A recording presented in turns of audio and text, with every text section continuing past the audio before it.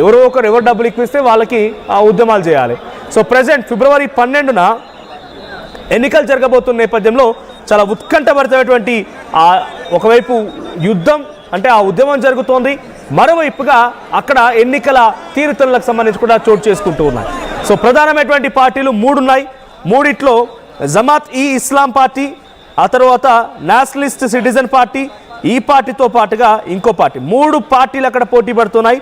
ఈ ప్రధానమైనటువంటి ఈ పోరులో ఎటువంటి ఆసక్తికర పరిణామం చోటు చేసుకుని చూడాలి. National citizen party, Bangladesh Nationalist party, national citizen party and Jamaat ఈ ఇస్లామీ, ఈ 3 పార్టీలు ఉన్నాయి. అయితే నేషనలిస్ట్ సిటిజన్ పార్టీకి సంబంధించి వాళ్ళంతా విద్యార్థుల చేత ఏర్పడిన పార్టీ. సో విద్యార్థులే ఉద్యమాన్ని తెరలేపారు. షేక్ హసీనా అక్కడి నుంచి పరుగులు పెట్టడానికి పారిపోవడానికి కారణం విద్యార్థులు అయ్యారు.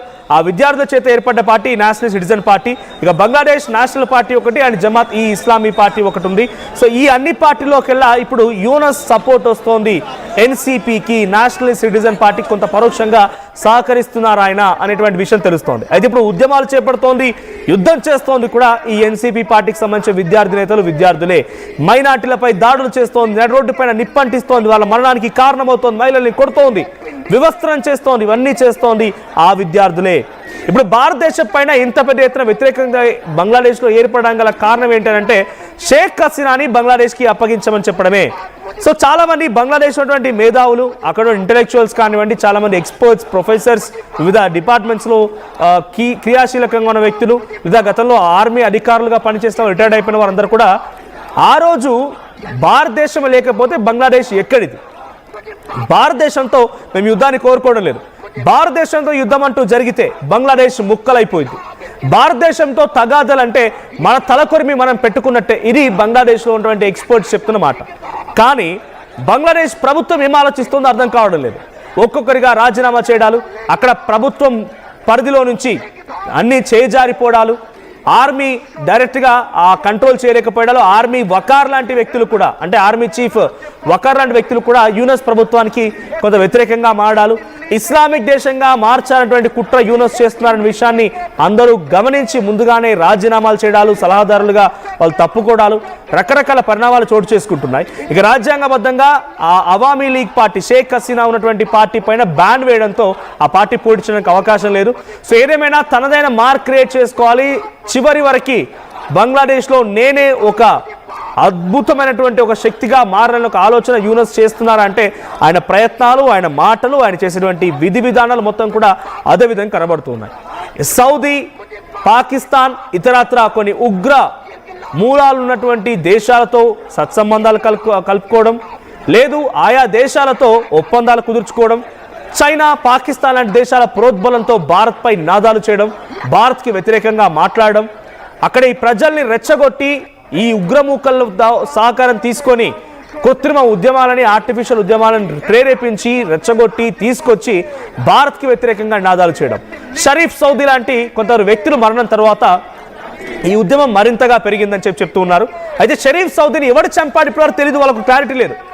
భారతదేశపు సంబంధించినటువంటి ప్రజాప్రతినిధులు, భారతదేశపు సంబంధించినటువంటి కొంతమంది అధికారుల కనుసైగలోనే ఈ యొక్క హత్య జరిగిందనేది బంగ్లాదేశ్ భావిస్తోందట. భారతదేశానికి ఆ షరీఫ్ గారితో సంబంధం ఏంది? భారతదేశపు అధికారులు కానీ, ఇక్కడ ప్రతినిధులు కానీ ఆ షరీఫ్ సౌదీ అంటాడు ఒక బచ్చా, మీ దగ్గర మీకు ఉద్యమకారుడే కావచ్చు కానివ్వండి, బట్ ఒక విద్యార్థి నాయకుడు, ఒక బచ్చా, వాడిని అధికారులు, ప్రభుత్వాలు టార్గెట్ చేసి హతమార్చాలా? మీ అంతటా మీకు అక్కడ ఏం గొడవలు ఉన్నాయో, ఎటువంటి రాజకీయ దురుద్దేశాలు ఉన్నాయో, ఎన్సీపీ పార్టీకి సంబంధించి విద్యార్థులతో ఏర్పడేటువంటి పార్టీకి పరోక్షంగా మద్దతు ఇస్తున్నారు మీరు. జమాత్ ఈ ఇస్లాం పార్టీ ఉంది, వాడు చంపాడో, లేదు బంగ్లాదేశ్ నేషనలిస్ట్ పార్టీ ఉంది, వాడు చంపాడు, మాకేం తెలుసు? మీరు కొట్టుకు చచ్చి భారత్పై ఏడు చేస్తారు ఈ పిచ్చి మూకలు. ఒక రకంగా ఈ హల్వాగాలకి వాళ్ళ ప్రభుత్వం నడిపేటువంటి తీరు లేదు, ఓ పద్ధతి, ఓ పాడు ఏమి లేకుండా భారతదేశం చేసిన అరిస్తే అయిపోదా, కుక్కలాగా మురిగితే అయిపోయిద్దా? మీకు కావాల్సింది షేక్ హసీనా. షేక్ హసీనా కోసం డిమాండ్ చేస్తున్నారు అనుకోండి, షేక్ హసీనా కావాలని చెప్పి యూనస్ ప్రభుత్వం, మోదీ ప్రభుత్వాన్ని లేఖ రాయాలి. లేదు కాదు కూడదు అనుకుంటే ఎక్కడ తేల్చుకోవాలి అక్కడ తేల్చుకోవాల్సిన అవసరం కూడా ఉంది. కానీ ఇలా ప్రతి దానికి ముడికట్టడం. సో ఒక సికందర్ కూడా మరణించాడు, ఒక సికందర్ మరణిస్తే ఆయన మరణానికి కూడా భారతదేశంతో ముడికడుతోంది.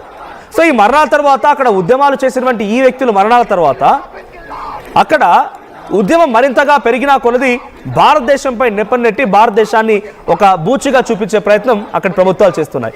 వరుసగా ఒకరి తర్వాత ఒకరు అక్కడి సలహాదారు అంతా రాజీనామా చేయడంతో ఇప్పుడు యూనస్ పై కూడా ఒత్తిడి పెరుగుతోంది. రాజీనామా చేయాలని ఒత్తిడి పెరుగుతోంది. కానీ పెద్దగా సమయమే లేదు. కేవలం ఒక నెల రోజులు మాత్రమే. ఫిబ్రవరి 16 కల్లా ఎన్నికలు ఉంటాయి. ఫిబ్రవరి 12 కల్లా ఎన్నికలు ఉన్నాయంటే మహా అయితే ఒక నెల రోజులు బలవంతంగా ఆ నెల రోజుల పాటు అటుగా ప్రభుత్వాన్ని గట్టెక్కించేసి నేను దిగిపోయి వేడో ఒకటి చేతిలో పెట్టేస్తే ఎవరున్నా కూడా అక్కడ ప్రభుత్వంలో ఎవరున్నా కూడా యూనస్ మాటే చెల్లుబాటు కావాలనేటువంటి ఒక ఆలోచనతో యూనస్ పావులు కలుపుతున్నట్టుగా అర్థమవుతోంది. ఇస్లామిక్ దేశంగా మార్చాలనుకున్నాడు. సో ఆ తర్వాత కొన్ని ఉద్యమాలు మొదలయ్యాయి. షేక్ హసీనాని అక్కడి నుంచి పరుగులు పెట్టించిన తర్వాత తనకు శిక్ష ఖరారు చేయించాలనుకున్నాడు. దాదాపుగా అదే రకమైనటువంటి కొంతమందిని అప్రూవర్గా మార్చేసి తనకు శిక్షను ఖరారు చేయించాడు. సో తనకి మరణశిక్ష విధించాలనుకునేటువంటి ప్రయత్నం దాదాపుగా ఫలించింది. కానీ తను శరణార్థిగా భారత్ దగ్గర ఉండడంతో ఆయన కుట్ర పన్ని ఇప్పుడు కృత్రిమ ఉద్యమాలను సృష్టించి ఉగ్రవాదుల యొక్క ప్రోద్బలంతో అక్కడ ఉద్యమాన్ని సృష్టించి ఏకంగా తన ప్రభుత్వం యంత్రాంగం పైన దాడి చేయించుకుంటూ విర్రవీగుతున్న యూనస్ సంబంధించినటువంటి సలహాదారు మొత్తం కూడా ఒక్కొక్కరికి రాజీనామా చేస్తున్నారు. మా ప్రతినిధి నవీన్ ఉన్నారు ఫోన్ లైన్లో. నవీన్, సో బంగ్లాదేశ్లో జరిగేటువంటి ఉద్యమాలలో ఇప్పుడు పెద్ద ఎత్తున యూనస్ ప్రేరేపిత ఉద్యమాలే కృత్రిమ ఆర్టిఫిషియల్ పెయిడ్ ప్రొటెస్ట్ అనేట్టుగా చాలా మంది మాట్లాడుతున్నారు. అక్కడ ఇంటెలెక్చువల్స్ కూడా ఆ రోజు భారతదేశమే కనుక లేకపోయి ఉంటే బంగ్లాదేశ్ ఎక్కడిది అనేటువంటి పాయింట్ ఆఫ్ వ్యూలో చాలా మంది మాట్లాడుతూ కొన్ని వీడియోలు కూడా విడుదల చేస్తున్నారు. But what's happening with Yunus ఆలోచన ఏంటి? అక్కడ ఉద్యమాల్ని కంట్రోల్ చేస్తాడా, రాజీనామా చేస్తాడా, లేదంటే ఇంకా భారత్ పైగా